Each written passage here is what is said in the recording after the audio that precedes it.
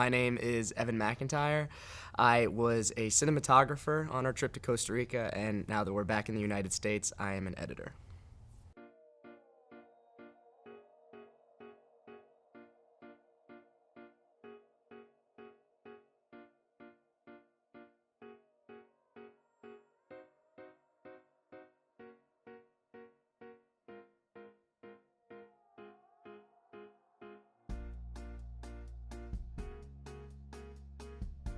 The most challenging aspect of being a cinematographer for me was a combination of always having to be on.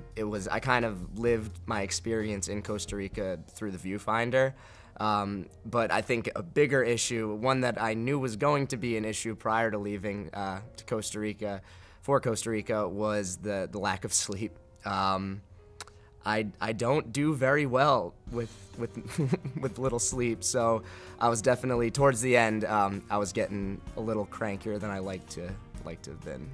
Who did I depend on most during the trip? I think it was a combination of people.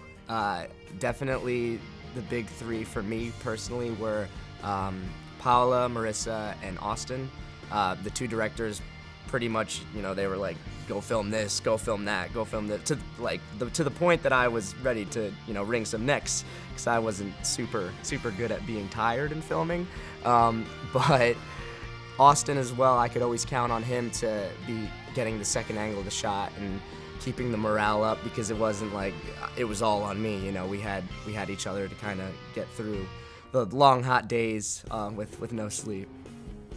The favorite shot I took as a cinematographer, hands down, I think it was like our second or third day of filming, and it was really rainy day, and we were in San Jose messing around with a bunch of slow motion stuff, and I dropped down to the ground with my camera because there was this pigeon just kind of standing next to the side of a wall, and it was the saddest pigeon I've ever seen in my entire life. So I filmed this thing in slow motion, and then once we got back to the hotel, probably watched it like a good 30 times with like very emotional music in the background. It was pretty awesome. I think my favorite memory was actually two separate types of things. It was seeing a contrast really between when we first arrived in Costa Rica, and I remember we rolled up in like this big tourist bus. Well, you guys gotta know what great. A little warm, but like they take you, they don't accept everything. That's a plus. The streets were pretty much empty, and you could see people were a little apprehensive, kind of looking at us, seeing what we were doing there from their windows.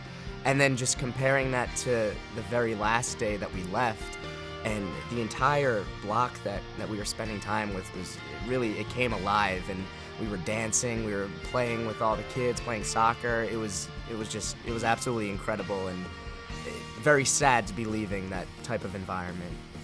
Social justice, I think it's not so much about giving a voice to the voiceless. I like to think of it as more so providing a space where the voice of the people who kind of are underrepresented can actually be heard.